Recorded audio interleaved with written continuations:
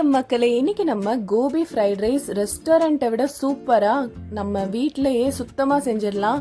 ரொம்ப குயிக்காகவும் இருக்கும் இந்த ரெசிபி, செம்ம டேஸ்டா இருக்கும். வாங்க பார்த்துடலாம்.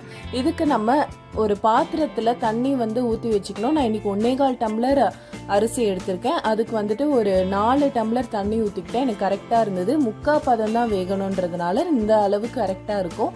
நீங்கள் அரிசி ஒலை கொதிச்சோடனே போட்டுருங்க. அதுக்கப்புறமா எண்ணெய் 1 ஸ்பூன் ஊற்றிட்டு அதில் அரிசிக்கு தேவையான அளவு உப்பு போட்டுக்கோங்க. 1 ஸ்பூன் உப்பு கரெக்டாக இருந்துச்சு.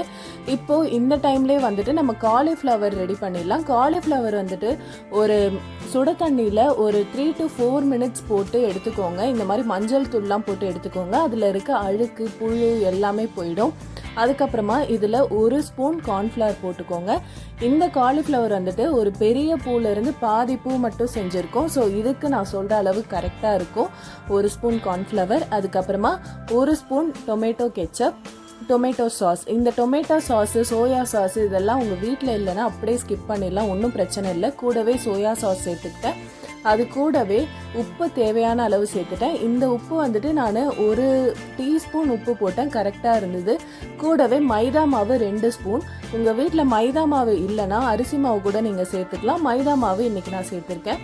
கூடவே 1 ஸ்பூன் காஷ்மீரி மிளகாய் தூள் சேர்த்துருக்கேன். அது கூடவே கொஞ்சமாக சீரகத்தூள், கொஞ்சம்னா ஒரு டீஸ்பூன், 1/2 டீஸ்பூன் சீரகத்தூள், கரம் மசாலா கொஞ்சம், அதுக்கப்புறமா எண்ணெய் ஊற்றிக்கோங்க. எண்ணெய், கடைசியாக இஞ்சி பூண்டு விழுது 1/2 ஸ்பூன் சேர்த்துக்கோங்க.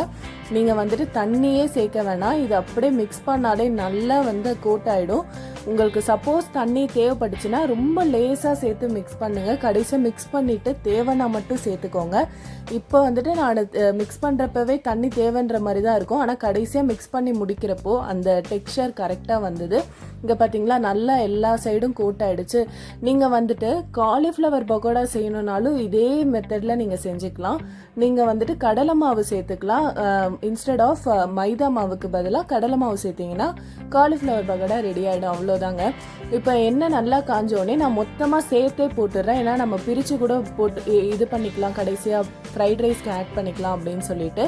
நீங்கள் தனித்தனியாக போடணுன்னு அவசியம் இல்லை. நம்ம சேனலில் எப்போவுமே குவிக்காக எப்படி பண்ணுறதானே சொல்லி தருவோம். ஸோ அதனால நான் மொத்தமாக போட்டுட்டேன். இப்போ நீங்கள் எடுக்கிறப்போ இந்த மாதிரி அடியில் லைட்டாக சுரண்டி விட்டு அதுக்கப்புறமா எடுங்க. இல்லாட்டி பிரிஞ்சு வந்துடும். இது இந்த மெத்தட் ட்ரை பண்ணி பாருங்க. இந்த மாதிரி பிகினர்ஸ்க்குலாம் டக்குன்னு திரும்பி போடுறப்போ பாதி பிஞ்சு வந்துடும், அந்த மாதிரி இருக்கும்.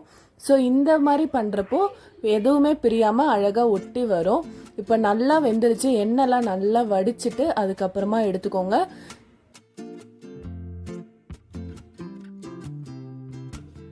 இதவே நம்ம ஸ்நாக்ஸ் மாதிரி சாப்பிட்றலாங்க. நாங்கள் ஃப்ரைட் ரைஸ்க்குன்ட்டு பொரிச்சதே ஃப்ரைட் ரைஸ் செய்யறதுக்கு முன்னாடியே பாதி காலி ஆகிடுச்சு.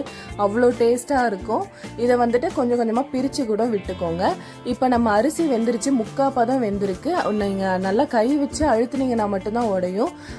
அதில் நம்ம கொஞ்சமாக எண்ணெய் ஊற்றிட்டு மிக்ஸ் பண்ணி ஆற விட்டுறலாம். இப்போது நம்ம ஒரு கடாயில், அதே கடாயில் வறுத்த எண்ணெயை மட்டும் கொஞ்சமாக வச்சுக்கிட்டு அதில் வெங்காயம் ஃபஸ்ட்டு போட்டு நல்லா கொஞ்சம் வதங்கட்டும். ஒரு 2 மினிட்ஸ் வதங்கின அப்புறமா நம்ம மற்ற காய்கறியெலாம் ஆட் பண்ணிக்கலாம்.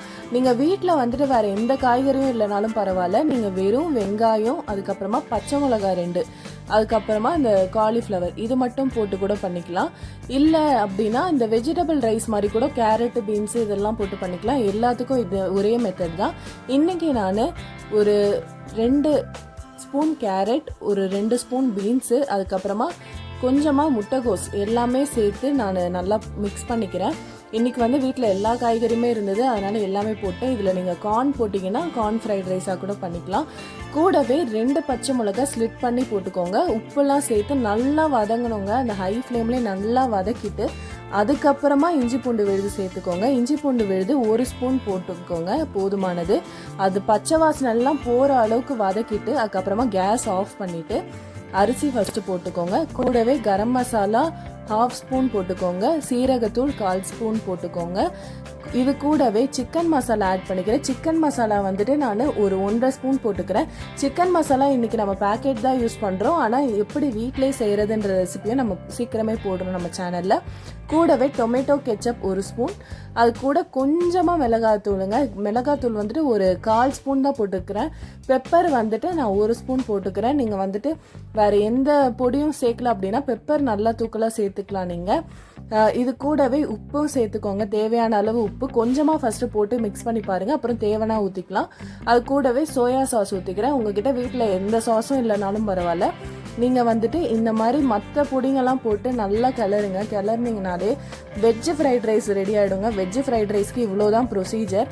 நம்ம இதில் காலிஃப்ளவர் போடுறதுனால கோபி ஃப்ரைட் ரைஸ் அவ்வளோதான்.